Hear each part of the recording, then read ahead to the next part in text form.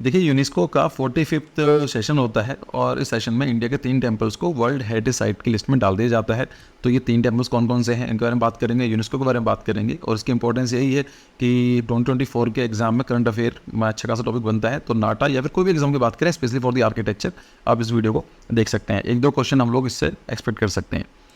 तो देखते हैं कंटेक्स्ट क्या है। कंटेक्स्ट क्या है, the sacred ensembles of the Hoysala, the famed Hoysala temple of Belur, मतलब 3 टेम्पल, एक बेलूर में, एक हेलीबेड में और एक है समंतपुरा, जो कि तीनों ही कर्नाटक के अंदर है। उनको यूनेस्को की वर्ल्ड हेरिटेज लिस्ट में डाल दिया गया है। और ये जो कॉन्फ्रेंस हुई है 40th सेशन जो हुआ है, ये भी याद रख लीजिए, जीके का पार्ट है कि यूनेस्को का 45वां सेशन कहाँ पर हुआ है, वो हुआ है रियाद में, जो कि सऊदी अरेबिया की कैपिटल है। तो देखते हैं यूनेस्को के बारे में। देखिए, वर्ल्ड हेरिटेज लिस्ट का मतलब सिंपल है, कोई भी साइट हो सकती है all over the India, all over the world, जो जिसकी सिग्निफिकेंट वैल्यू हो, चाहे वो कल्चरल लेवल पर हो, हिस्टोरिकल वैल्यू हो, या फिर किसी भी तरह की हो सकती है। इंडिया में 3 तरह की साइट्स हैं, नेचुरल, कल्चर एंड मिक्स्ड, उनके बारे में बात भी करेंगे अभी। ठीक है, तो याद रखना यूनेस्को की फुल फॉर्म क्या है, United Nations educational, scientific and cultural organisation.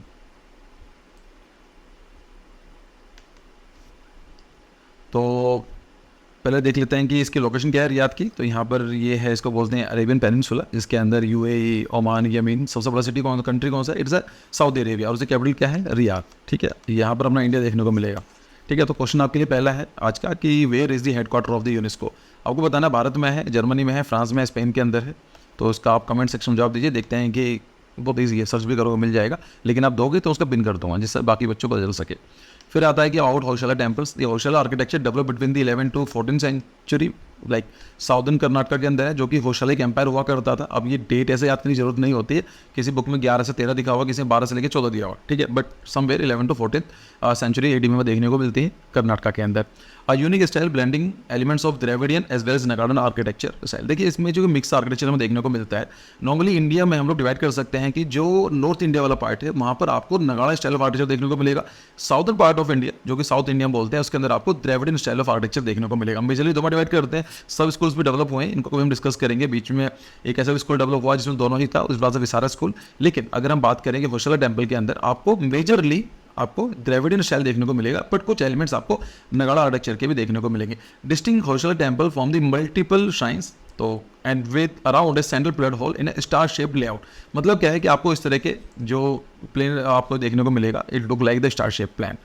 ठीक है, तो उसका जो प्लान है स्टार की तरह देखने को मिलेगा। लाइक प्लान तो आप समझ सकते हो ना, रेक्टेंगुलर प्लान है। लाइक पार्थेनॉन जो टेम्पल है और रेक्टेंगुलर है, पैंथियन क्या है वो सर्कुलर टेम्पल है। ठीक है, तो ऐसे ही आपको यहाँ पर इंडिया में होशाला स्टार शेप में देखने को मिलेगा। वहाँ पर क्या यूज़ किया गया है, देखिए ये सॉफ्ट स्टोन होता है, इसको यूज़ किया गया है। इसको थोड़ा सा कार्व करना आसान होता है, एक सॉफ्ट स्टोन की तरफ इसको ट्रीट कर सकते हैं। अगर हम बात करें कौन कौन से टेम्पल्स हैं, तो एक है कि चिनकेश्वर टेम्पल जो बेलूर में है, एक है होशालेश्वर टेम्पल हेलीबैड में, और है केशव टेम्पल जो कि समंतपुरा में। ठीक है, समंतपुरा के अंदर आप याद कर लीजिए, तीनों टेम्पल्स इंपॉर्टेंट है। तो अगर हम बात करें चिनेश्वर टेम्पल, तो was also referred as a Vijayanagara temple of Belur, जो कि 12th सेंचुरी बनाया गया था। हिंदू टेम्पल है कर्नाटक के अंदर, और ये विष्णु जी, भगवान गॉड विष्णु जी के लिए डेडिकेटेड है। The ritual sculpture exterior of the temples net scenes of life of Vishnu. तो अगर विष्णु जी के हैं तो उनके लाइफ सीन के बारे में बताया गया होगा, उनके इनकारनेशन के, जो उन्होंने पुनर्जन्म हुआ है, और जो रामायण महाभारत की थीम पर बनाए गए होंगे। लेकिन कुछ जगह पर हमें शिव जी के भी रिप्रेजेंट फॉर्म हमें देखने को मिलते हैं। दूसरे टेम्पल की बात करें, होशलेश्वर टेम्पल, तो ये जो टेम्पल है आपको हेलबेड में देखने को मिलेगा। ये ज़्यादा दूर नहीं है, कर्नाटका के ही उस पास में है। सो साउदर्न कर्नाटका में आपको देखने को मिलेगा। I think Hassan is a district, है ना, मैं सही हो शायद, अगर गलत तो मुझे बताना। मुझे आई एम 99% श्योर कि ये जो हेलबेड है वो हसन डिस्ट्रिक्ट में। So Hoysaleswara temple also referred simply as the Halebidu temple in 12th century Hindu temple, Shiv ji के लिए बनाया गया है। और यहाँ पर लगभग 240 वॉल स्कल्पचर्स देखने को मिलेंगे। ठीक है, अब ये फैक्चुअल इंपॉर्टेंट नहीं है कि 240 हैं, कोई भी एग्जामिनर ऐसा नहीं पूछेगा कि 239 थे या फिर 241 थे। एक रफ आइडिया होता है 250 के आसपास वॉल स्कल्पचर्स हमें देखने को मिलेंगे। तीसरा टेम्पल आता है केशव टेम्पल, जो समंतपुरा के अंदर है। तो Keshava temple is Vaishnava temple on the bank of the river Kaveri at Somanathapura Karnataka. The temple is enclose in a courtyard, ये कलर नहीं हुआ है। सो इसमें क्या है कि नॉर्मली कोर्टयार्ड को एनक्लोज किया गया है with A pillared corridor of A small shrine, जो कि डैमेज हो चुका है।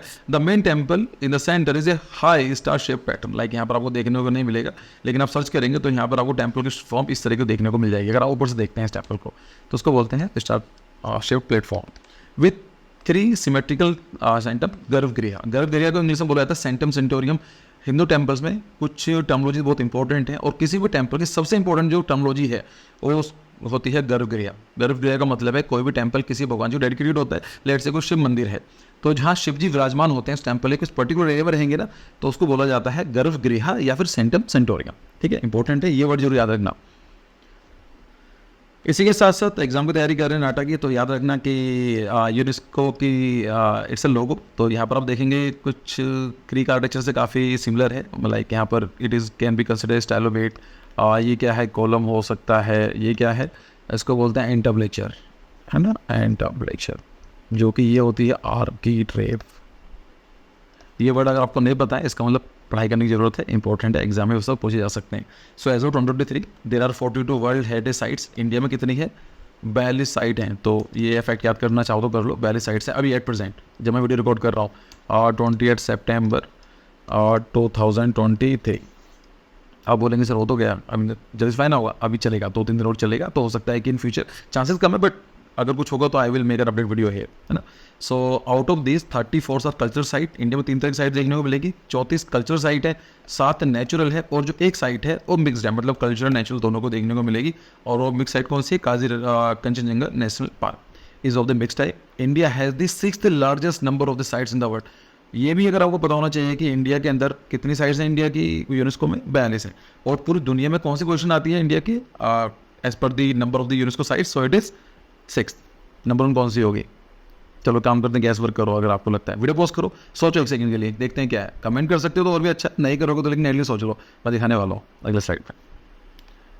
ठीक है, सबसे ज़्यादा आपको साइट देखने को मिलेंगी इटली में, जिसके अंदर है 58, और फिर देखने को मिले Germany, then Spain, then France and China.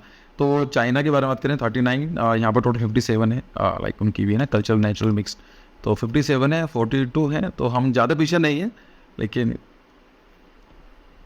जल्दी हो जाएंगे। ठीक है, तो अगर हम बात करें तो यहाँ पर 1 2 3 4 5 6 6 पोजीशन पर इंडिया आता है, ठीक है, कल्चर साइट के हिसाब से। सो आई होप कि कुछ आपको सीखने को मिला होगा। एट द सेम टाइम अगर आप एग्ज़ाम की तैयारी कर रहे हैं तो इस नंबर फ़ोन कीजिए, बात कीजिए कि आप मटेरियल परचेस कर सकते हैं, सेल्फ गाइड बुक है, वर्क बुक है, डेडिकेटेड कोर्सेज लॉन्च किए जा चुके हैं। अगर आप डेडिकेटली तैयारी करना चाहते हैं तो आपको सारी की सारी इन्फॉर्मेशन इस नंबर पर कॉन्टैक्ट कर या व्हाट्सअप करेंगे या मेल करेंगे, इस नंबर पर आपको मिल जाएगी। So very best of luck for your exam and see you in the next video. Thank you for your time.